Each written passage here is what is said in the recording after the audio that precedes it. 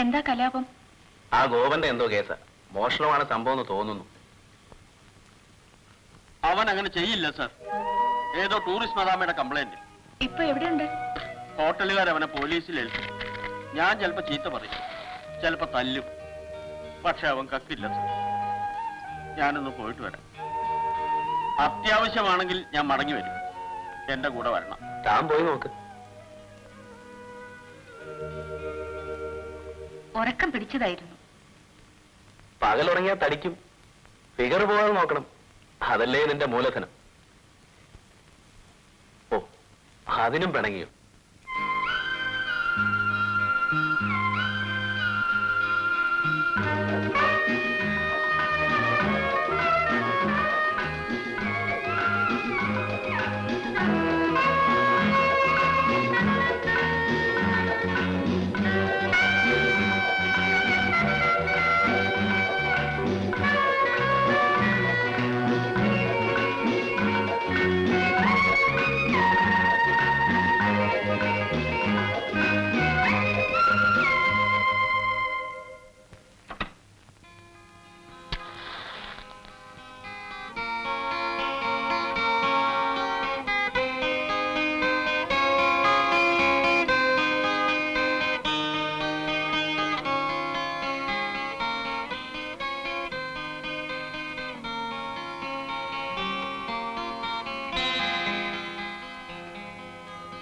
ഈ കുന്നുകളിൽ ഒരു ചെടിയുണ്ടത്രേ, നീലക്കുറിഞ്ഞി.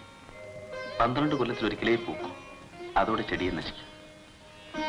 ലൈഫ് അങ്ങനെയാവണം. ഒരിക്കലാകെ പൂക്കണം, അതോടെ കഴിയണം.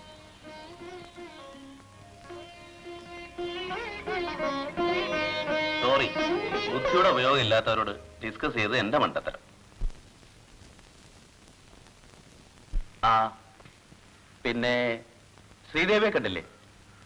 ഇന്നലെ ഇവിടെ വന്ന അവരുടെ രണ്ടാമത്തെ മകൾ, എഞ്ചിനീയർ രാമകൃഷ്ണന്റെ മിസ്സസ് മൂത്തത്. മറ്റേ കുട്ടി മനസ്സിലായി. വായി തുറന്നാ മുത്ത് വീണു പോകുന്ന സ്റ്റൈലിലിരുന്ന ആ പെണ്ണല്ലേ? അവളെ ഭർത്താവ് ഉപേക്ഷിച്ചതാ, അറിയാം. നീയും കുടുംബചരിത്രം പഠിക്കുമായിരുന്നു. ആ കണ്ണമ്മ പറഞ്ഞതാ. അവളുടെ ഇരിപ്പും നാട്യവും എന്താ ഒരു ഗമ. നിന്നെ പോലുള്ള അലവലാതി പെണ്ണുങ്ങളെ പറ്റി പറയുന്ന പോലെ അങ്ങനെ അലക്ഷ്യമായി കമന്റ് ഒന്നും വേണ്ട. കണ്ടപ്പോഴേക്കും വീണുപോയോ? വേണമെങ്കിൽ നോക്കിക്കോ, വേക്കൻസി ഉണ്ടല്ലോ. അതുകൊണ്ടാവും ഭർത്താവ് പുറത്താക്കിയത്.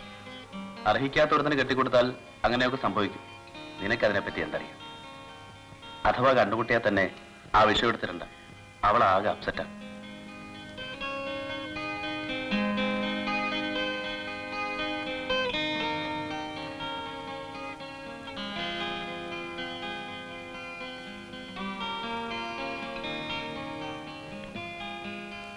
നീ എന്തേ കല്യാണം കഴിക്കാത്തത്? പറ. വേണ്ടെന്ന് വെച്ചതോ അതോ? എന്താ മുതലാളിമാരും കുമ്പസാര കഥകൾ എഴുതാൻ തുടങ്ങുന്നുണ്ടോ? ചുമ്മാ ചോദിച്ചതാ. എന്തിനാ കഷ്ടപ്പെടുന്നത് അല്ലേ? ഉത്തരവാദിത്വം ഇല്ല, ഇഷ്ടം പോലെ കാശ്, നല്ല ആഹാരം, യാത്ര, നിത്യ കല്യാണമല്ലേ, സുഖം. കറക്റ്റ്.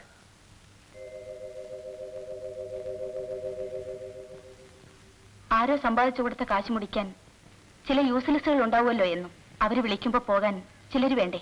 അതിൽപ്പെട്ടു. അതാണ് തലയിലെഴുത്ത്. എവിടേക്കാ? ഒന്ന് നടക്കാൻ. എങ്ങോട്ട്? പേടിക്കണ്ട, നിങ്ങളുടെ വലിയ ആൾക്കാരെ കാണുമ്പോൾ ഞാൻ മാറി നടന്നോളാം.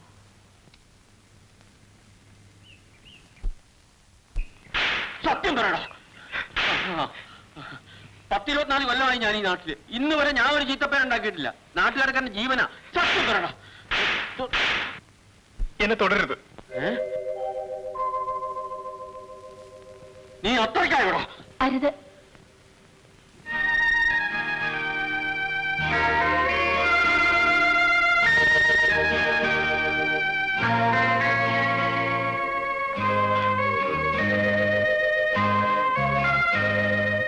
എന്താ കേസ്?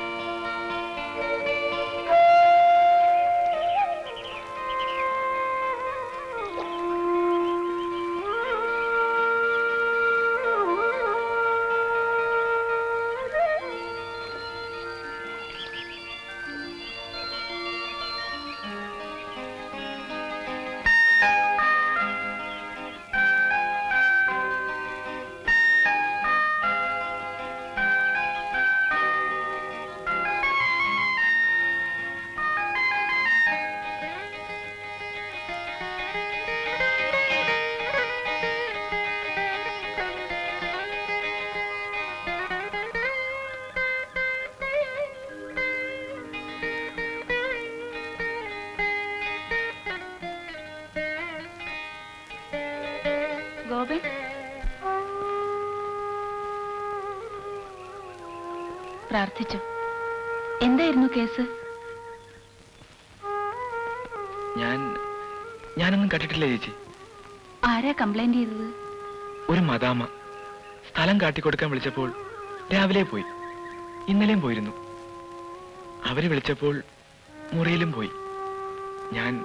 ഞാൻ ഒരു കാശും തൊട്ടിട്ടില്ല.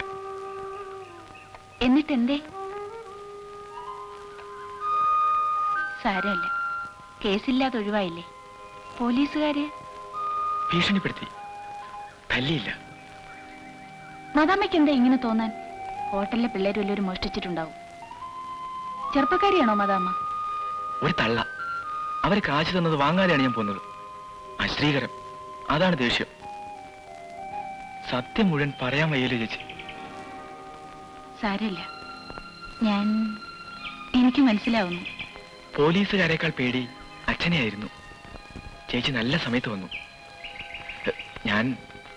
ഞാൻ ചേച്ചിന്ന് വിളിച്ചതിൽ ഒന്നും തോന്നരുത്. എത്ര വയസ്സായി? 23. അപ്പോ എന്റെ പേര് വിളിച്ചാ മതി. മുതലാളിയുടെ വീട്ടിലെ ആളുകളെ ഇവിടത്തുകാരെ അമ്മ എന്നാണല്ലോ വിളിക്കുക. അവരമ്മ എന്നാണല്ലോ പറയാറ്. അത് അവരുടെ ഭാഷ. നടക്കട്ടെ. ഇനി ഇങ്ങോട്ടാ? വീണ്ടും മദാമ്മയോട് വല്ലതും പറയാനുണ്ടോ? പറയാനുള്ളത് മുഴുവൻ വിളിച്ചു പറയാൻ വേണ്ട ഇംഗ്ലീഷ് എനിക്കറിയില്ല. അല്ലെങ്കിൽ ടൗണിൽ നിന്ന് വല്ലതും വാങ്ങാനുണ്ടോ?